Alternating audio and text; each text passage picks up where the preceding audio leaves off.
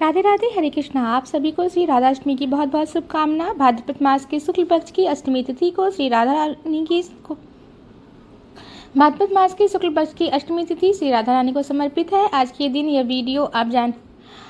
दिन इस वीडियो में आप जानेंगे कि श्री राधा अष्टमी व्रत की तिथि, शुभ मुहूर्त और पूजा विधि के साथ ही 18 जरूरी नियमों के बारे में। लेकिन क्या आप जानते हैं कि श्री राधा अष्टमी का व्रत दोपहर तक ही रखा जाता है? दोपहर में शुभ मुहूर्त में पूजा करने के बाद भक्त व्रत खोल सकते हैं। ऐसा क्यों किया जाता है? दरअसल जब श्री राधा रानी को पता चला कि श्री कृष्ण रात में 12 बजे जन्म लेंगे तो वे बहुत निराश और दुखी हो गई। तब श्री कृष्ण से बोली कि हे कान्हा, आप अपने भक्तों को इतना कष्ट कैसे दे सकते हैं? तब श्री कृष्ण ने उन्हें चंद्रदेव को दिए वचन के बारे में बताया। राधा जी ने कहा, मैंने तो किसी को कोई वचन नहीं दिया है, इसलिए मैं तो दिन में 12 बजे ही जन्म लूंगी ताकि मेरे भक्तों को मेरे लिए भूखा रहकर कष्ट न सहना पड़े। यही कारण है कि श्री राधा अष्टमी का व्रत दोपहर 12 बजे खोल लिया जाता है। राधा अष्टमी के व्रत का पालन 3 प्रकार से किया जाता है। पहला, बरसाने में यह व्रत सप्तमी तिथि को किया जाता है और अष्टमी तिथि को सुबह 4 बजे पूजा करके इसका पालन कर लिया जाता है। और अधिकतर लोग इस व्रत को अष्टमी तिथि को सुबह से प्रारंभ करते हैं और दोपहर में 12 बजे पूजा करने के बाद खोल लेते हैं, यानी व्रत का पालन कर लेते हैं। और कई लोग शास्त्रों के अनुसार जो लोग इस बात से सहमत नहीं हैं कि दोपहर तक व्रत रहना चाहिए, उन्हें अष्टमी तिथि के दिन पूरा दिन व्रत का पालन करना चाहिए और फिर नवमी तिथि को सुबह व्रत का पालन कर लेना चाहिए। इस व्रत में आप फलहार यानी फल, दूध ग्रहण कर सकते हैं। जो भक्त किसी कारण से उपवास रखने में समर्थ नहीं हो, उन्हें भी इस दिन दोपहर में शुभ मुहूर्त में राधा रानी और श्री कृष्ण का पूजन करके तामसिक चीजों का सेवन नहीं करना चाहिए, केवल सात्विक चीजों का ही सेवन करना चाहिए। ऐसा करने से भी राधा रानी की कृपा प्राप्त होती है। इस बार श्री राधा अष्टमी का व्रत 31 अगस्त दिन रविवार को रहेगा। ब्रह्म मुहूर्त से व्रत प्रारंभ होता है। अष्टमी तिथि 30 अगस्त शनिवार को रात 10:47 से प्रारंभ होगी, जिसका समापन 31 अगस्त रविवार को देर रात 12:57 पर होगा।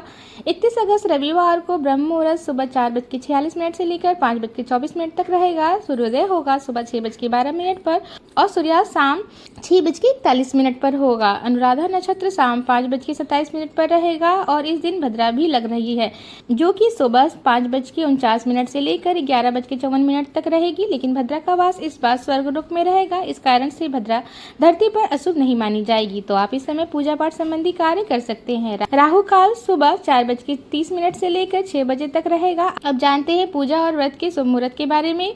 राधा रानी की पूजा का शुभ मुहूर्त सुबह 11:05 से दोपहर 1:38 तक रहेगा। व्रत का पालन कर सकते हैं आप दोपहर 12 बजे के बाद में आप 4 बजे तक कर सकते हैं। जो श्रद्धालु पूरा दिन व्रत रखना चाहते हो, उन्हें पूरा दिन व्रत रखने के बाद शाम को एक बार फिर से गोधूली बेला में राधा रानी की पूजा करने के बाद सात्विक भोजन या फिर फलाहार ग्रहण करना चाहिए। इस दिन गोधूली बेला शाम 6:46 से शुरू होकर 7:06 तक रहेगी।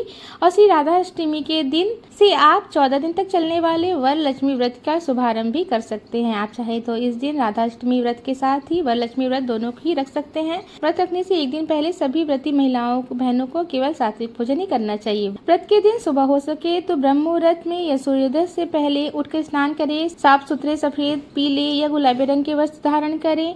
अब आप मंदिर में गंगा जल छिड़क कर शुद्ध कर ले। एक चौकी सजाएं जिस पर दाहिनी तरफ कलश स्थापित करें। कलश स्थापित करने के साथ ही आप श्री राधा रानी, श्री कृष्ण की जो की प्रतिमा आपके पास होगी या तस्वीर होगी, उसे स्थापित करें। चौकी पर अक्षत छिड़कने के बाद ही इस तस्वीर को रखें। अब आप दाहिने हाथ में जल, अक्षत, पुष्प लेकर संकल्प करें कि मैं आज श्रद्धा और भक्ति भाव से श्री राधा रानी का व्रत करने जा रही हूँ। इस संकल्प के साथ ही आप व्रत आरंभ करें। कृपा करके मुझे शुद्ध भाव से पूजा संपन्न करने की शक्ति दीजिए। इसके बाद संकल्प करते ही जल को आप छिड़क दीजिए। साफ शुद्ध आसन पर बैठकर पूजा की तैयारी करें। सबसे पहले आवाहन करें श्री राधा रानी की प्रतिमा या तस्वीर को। आसन पर विराजित करने के बाद आप उन्हें स्नान कराएं। स्नान शुद्ध जल से या पंचामृत से करा सकते हैं। यदि तस्वीर हो तो गंगा जल छिड़क दीजिए। स्नान का भाव करें। फिर साफ वस्त्र से पोंछकर वस्त्र अर्पित करें, उनका श्रृंगार करें। ध्यान रखें श्री कृष्ण और राधा रानी की पूजा एक साथ इस दिन अवश्य करनी चाहिए।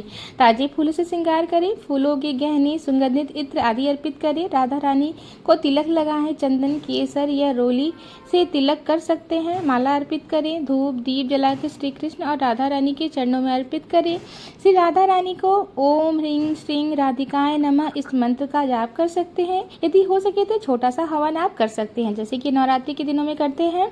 और जो भी भोग प्रसाद है जो आप आपने तैयार किया हुआ है वह श्री कृष्ण और राधा रानी को अर्पित करें। इसके बाद छोटे से हवन के माध्यम से अग्निदेव को भी अर्पित करें। इस दिन राधा रानी के पूजन करने के बाद उन्हें भोग में खीर, रबड़ी, मालपुए, अरबी की सब्जी, कड़ी चावल का भोग लगाया जाता है। इसके अलावा आप दूध से बनी मिठाइयों का, सात्विक भोजन का भी राधा रानी को भोग अर्पित कर सकते हैं। सुबह के समय आप बिल्कुल साधारण विधि से केवल संकल्प करें व्रत आरंभ कर सकते हैं, लेकिन जो मुख्य पूजन होती है वो मध्याह्न काल में होती है। तो यह जो पूजा का चरण है, चौकी पर विराजित करना, आवाहन करना, यह सब आपको मध्याह्न काल की पूजा के दौरान करना चाहिए। भोग लगाते समय मौसमी फलों को जैसे केला, अनार, सेब आदि का भोग आप लगा सकते हैं और माखन मिश्री भी राधा रानी को, श्री कृष्ण को अर्पित अवश्य करें। आप श्री राधा अष्टमी की कथा का पाठ और श्रवण करें। इसके साथ ही आप अंत में कपूर जलाकर आरती उतारें, क्षमा याचना करें। श्री राधा रानी को श्री कृष्ण की पूजा में या व्रत में कोई भी त्रुटि रह गई हो या कोई भूल हो गई हो तो कृपया क्षमा अवश्य कर दें, ऐसी भगवान से स्वीकृति लें। इस प्रकार से श्री राधा अष्टमी के व्रत और पूजन समाप्त होती है। अब भक्त चाहे तो दोपहर में भी भोग लगाकर श्री राधा रानी और कृष्ण को अर्पित करें, प्रसाद चढ़ाएं और उसे खाकर अपना उपवास खोल सकते हैं। और जो लोग पूरा दिन फलहार या निर्जला व्रत रखना चाहते हैं, यदि आप निर्जला व्रत रख रहे हैं तो कब तक आपने व्रत रखना है यह आप पर निर्भर करता है। फलहार आदि आप ग्रहण कर रहे हैं तो शाम को पूजा करने के बाद फलहार ले सकते हैं। व्रत का पालन हमेशा भगवान को अर्पित किए गए भोग से ही करना चाहिए। अगले दिन जो लोग व्रत खोलेंगे उन्हें एक बार फिर से सुबह को पूजन करके भोग लगाने के बाद ही व्रत खोलना चाहिए।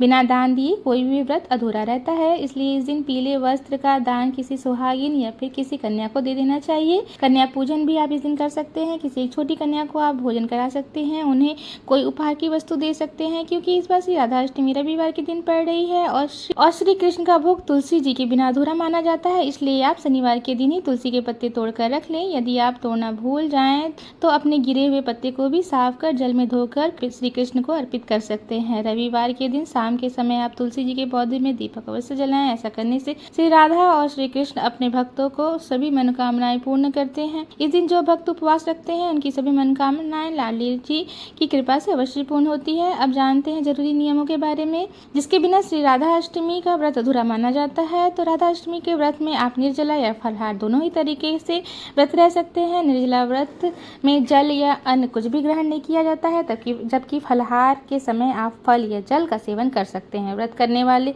को क्रोध नहीं करना चाहिए, नकारात्मक चीजों से और नकारात्मक व्यक्ति से दूर रहना चाहिए, शुद्ध वस्त्र पहनने चाहिए। राधा रानी की पूजा में व्रत में संकल्प लेने के बाद ही व्रत आरंभ करना चाहिए। यदि एक बार व्रत का संकल्प आपने ले लिया है तो उसके बाद व्रत को नहीं तोड़ना चाहिए। अगर किसी कारण से व्रत टूट गया हो तो आप राधा रानी से माफी मांगकर फिर से व्रत या उपवास ग्रहण कर उसके बाद ही पारण करें। श्री राधा रानी को केवल ताजी चीजों का ही भोग लगाएं और भोग लगाने से पहले भोजन को जूठा न करें। कथा का श्रवण या पाठ अवश्य करें। शुभ मुहूर्त में ही व्रत का पालन करें। व्रत के दौरान दोपहर में सोने से बचना चाहिए। सुबह और पारणा के अलावा दोपहर में शुभ मुहूर्त में राधा रानी की पूजा अवश्य करें। पूजा के दौरान अपने राधा रानी को जिन चीजों का भोग लगाया है उसे प्रसाद के रूप में ग्रहण करें और व्रत का पालन करें। इस दिन नाखून, बाल, दाढ़ी आदि काटने से बचना चाहिए। व्रत पारण करने से पहले जरूरतमंद लोगों को दान या फिर गौ सेवा अवश्य करना चाहिए। इस दिन काले रंग या गहरे रंग की वस्तु को पहनने से बचना चाहिए। इस दिन लाल, पीला, सफेद, गुलाबी रंग की वस्त्रों को आप धारण कर सकते हैं। पालन करने के बाद आप बुजुर्गों का आशीर्वाद या फिर अपने गुरुजनों का आशीर्वाद भी अवश्य लें।